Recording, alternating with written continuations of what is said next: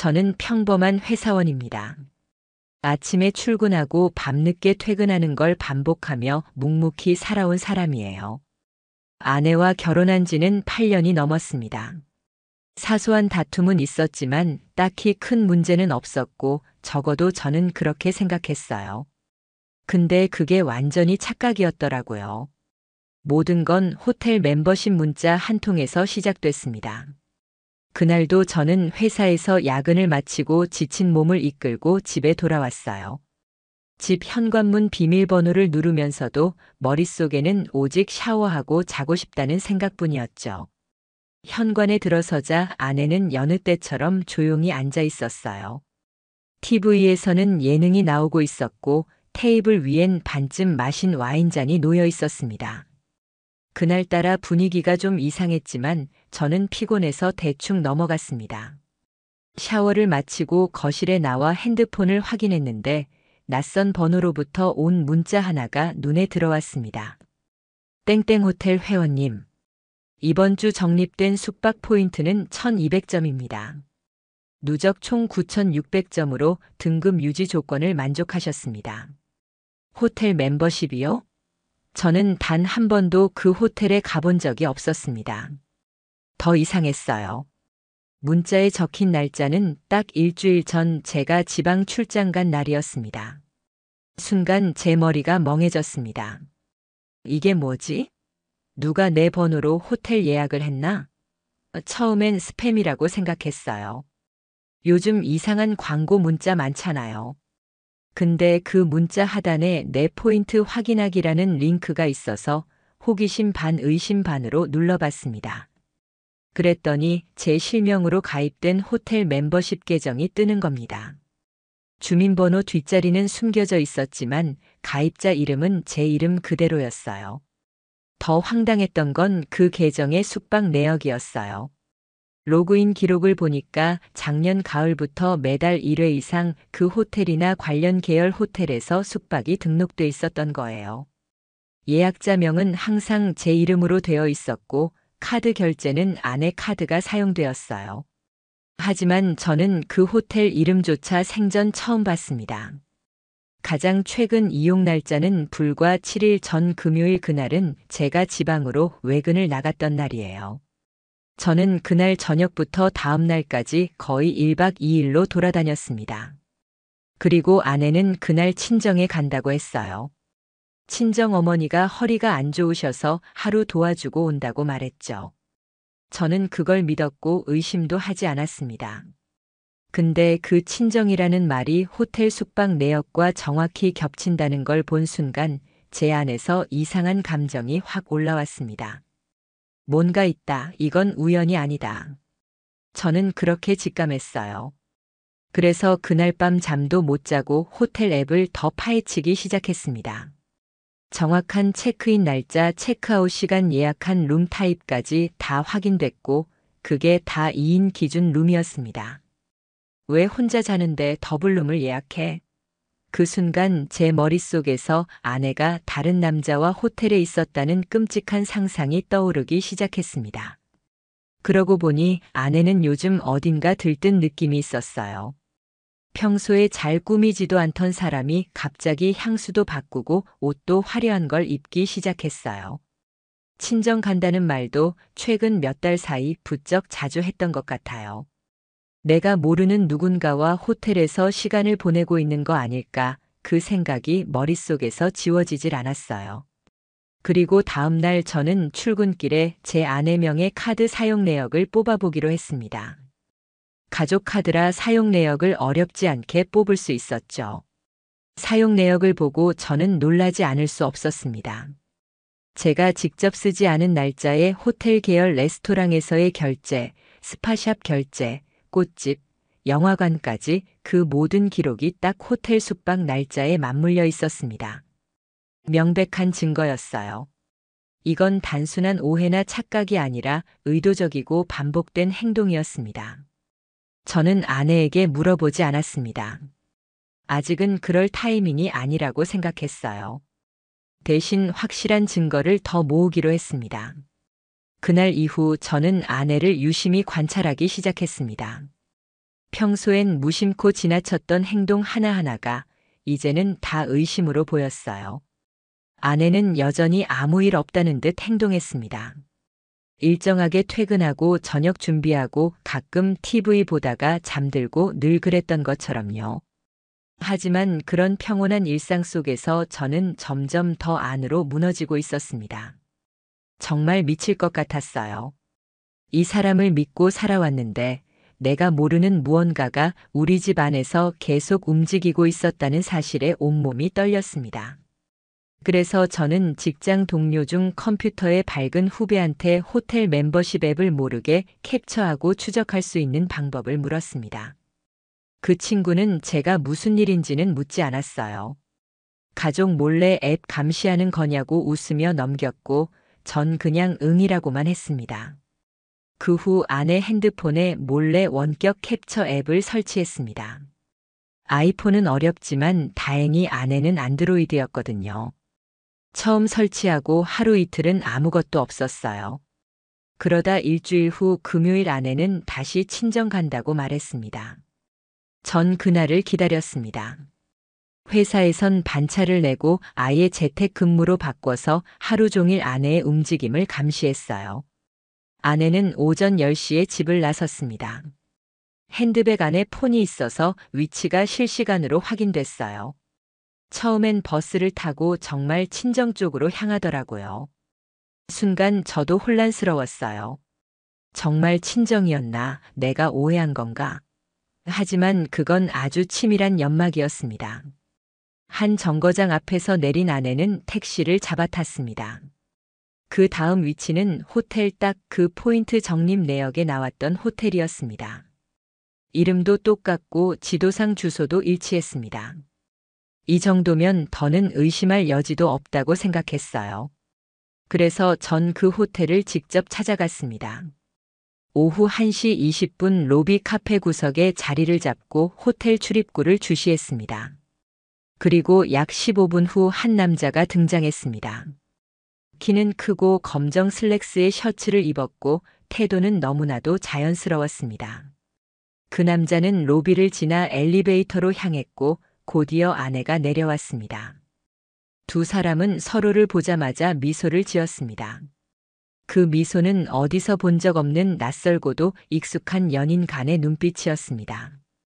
그 둘은 자연스럽게 엘리베이터에 함께 올라탔습니다. 아내의 표정은 제가 알던 사람이 아니었어요. 가식 없고 편안하고 그와 있을 때만 보여주는 그런 얼굴이었습니다. 그 순간 제 눈에서 진짜 눈물이 나더라고요. 이게 현실이야? 내가 보고 있는 게 진짜야? 그 자리에 한참을 앉아 있다가 전 천천히 일어섰습니다. 호텔 프런트에 가서 조심스럽게 물어봤어요. 땡땡 호텔 포인트 관련 문의가 있는데요. 예전에 제 아내 이름으로 정립된 내역 확인 가능한가요? 직원은 개인정보 보호 때문에 자세한 건 확인해 줄 수 없다고 했습니다. 하지만 제가 핸드폰에 있는 문자 내역과 캡처된 포인트 로그를 보여주자 그제서야 살짝 놀란 눈치로 말했습니다. 이 계정은 회원님 성함으로 등록돼 있는 건 맞습니다. 예약 내역도 연동돼 있습니다. 다만 카드 명의자가 다른 분이실 수는 있어요. 그 말 한마디에 모든 게 확실해졌습니다. 호텔 예약은 제 이름으로 했지만 카드는 아내 것 그리고 숙박자는 아내와 그 남자 도저히 이 상태로는 못 넘어가겠더라고요. 하지만 제가 당장 쫓아올라갈 수도 없었어요. 정확한 증거가 필요했기 때문이죠. 그래서 저는 근처 전자상가에 가서 소형 캠코더를 하나 샀습니다. 움직임 감지 기능이 있는 무소음 모델이었어요. 다시 집으로 돌아가 침실 벽장 한쪽에 몰래 설치했습니다. 제가 출장이나 야근일 때 그 남자가 우리 집에 오는 건 아닌지 확인하기 위해서였습니다. 이건 제 자존심이 아니라 제 인생의 문제였습니다. 내 아내가 내 집에서 다른 남자와 무엇을 하고 있는지 확인도 못한 채 모른 척 산다는 건 저한테는 죽기보다 더한 모욕이었어요. 그래서 저는 이제부터라도 끝까지 다 추적하기로 결심했습니다. 그날 이후로 저는 출장이 생겼다는 핑계를 대고 일부러 하루 외박을 계획했습니다. 그건 진짜 출장이 아니었습니다. 전 그저 근처 고시원 하나를 빌려 몰래 지켜볼 수 있는 장소에 몸을 숨겼습니다. 우리 집 침실 벽장 안에는 작동 중인 소형 캠코더가 있었고 제 휴대폰엔 실시간으로 알림이 오도록 설정해놨습니다. 밤 8시가 조금 넘었을 무렵 아내는 집에 도착했습니다. 혼자였습니다. 처음엔 평소처럼 TV를 보더군요. 그리고 9시 12분 도어락이 울렸습니다. 삐 소리와 함께 문이 열리고 그 남자가 들어왔습니다. 그 남자 제가 호텔에서 봤던 그 남자였습니다. 그는 너무 자연스럽게 슬리퍼를 신고 들어왔고 냉장고를 열고 무언가를 꺼냈습니다. 그리고 아내는 마치 오랜만에 본 연인처럼 그에게 미소를 지으며 다가갔습니다. 오늘은 일찍 왔네 그냥 보고 싶어서 두 사람의 목소리가 녹음되고 있었습니다.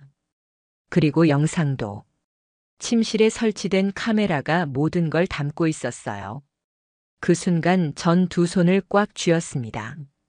내가 자던 침대, 내가 쉴 때 누웠던 소파, 내가 밥 먹던 식탁, 그 모든 공간이 이제는 나만의 공간이 아니었습니다. 그들은 당연한 듯이 그 집 안을 공유하고 있었어요. 그 남자의 얼굴, 그 손동작, 아내와의 거리감 모든 게 너무 익숙해 보였어요. 이건 어제 오늘 일이 아니구나. 그리고 그 남자가 저의 셔츠를 입고 나오는 걸 보게 됐습니다. 제가 몇 달 전 분명 세탁기에 넣어뒀던 회색 셔츠였어요. 근데 이상하게도 그 옷을 본 기억이 없었거든요. 그때는 내가 어딘가 두었나 보다라고 넘겼지만 그 옷이 지금 다른 남자 몸에 걸쳐 있는 걸 보니 숨이 막혔습니다. 내 옷을 입고 내 냉장고를 열고 내 집에서 웃고 떠들고 있었습니다. 저는 그 영상들을 전부 저장하고 날짜별로 폴더를 만들어 정리하기 시작했습니다. 그리고 그 남자의 정체를 파악하기 위해 아내의 휴대폰 백업을 시도했습니다. 몇 주 전 아내가 욕실에 들어갔을 때 몰래 핸드폰을 제 노트북에 연결해서 카카오톡 백업을 진행해뒀던 것이었죠. 그 덕분에 그 남자와의 대화 내용 일부를 볼 수 있었습니다. 다음 주 금요일에 너 혼자야? 응, 출장 간대. 그날 또 호텔 잡을까? 모든 게 계획돼 있었습니다. 내 일정, 내 부재, 그 시간에 맞춰 호텔을 예약하고 내 집을 들어오는 그 패턴이 치밀하게 짜여 있었습니다. 그리고 결정적으로 사진 한 장이 저장돼 있었습니다. 아내와 그 남자가 거실에서 셀카를 찍은 사진이었어요. 아내의 손이 그 남자의 팔에 얹혀 있었고 그 남자는 살짝 고개를 기울이며 웃고 있었습니다.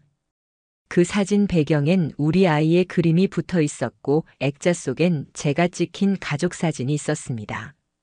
그 배경 속에서 두 사람은 아무렇지도 않게 사랑스러운 표정을 짓고 있었어요.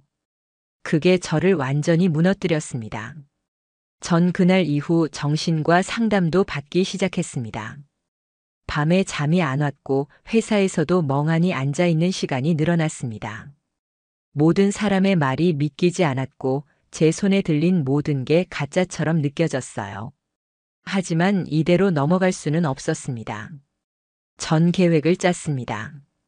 그날을 만들기로 한 거죠. 저는 일부러 다시 한번 주말에 지방으로 내려간다고 아내에게 말했습니다. 아내는 아무렇지 않게 그래, 조심히 다녀와라고 했어요. 그 말투가 너무 자연스러워서 더 끔찍했어요. 그리고 그 주말 전 집 근처 모텔을 예약했습니다. 저 혼자 핸드폰과 노트북 그리고 모든 캡처본, 녹화 영상, 카카오톡 백업본을 다시 정리하면서 마지막 준비를 했습니다. 드디어 그날이 왔어요. 제가 계획한 최종 증거 포착일. 모든 걸 확인하고 모든 걸 끝내기 위한 날이었습니다. 금요일 밤 저는 다시 아내에겐 지방 출장이라고 거짓말을 했어요. 짐을 싸는 척하며 가방을 들고 집을 나섰고 아내는 무표정한 얼굴로 너무 늦지 않게 들어와라고 말했어요. 저는 그렇게 우리 집에서 쫓겨나는 기분으로 문을 닫았습니다. 바로 근처에 미리 잡아둔 모텔로 갔습니다. 창문을 열면 우리 아파트 건물 일부가 보이는 곳이었어요. 카메라를 확인하고 캠코더 상태도 정리해두고 휴대폰을 손에 꼭 쥐고 떨리는 마음으로 시간을 기다렸습니다.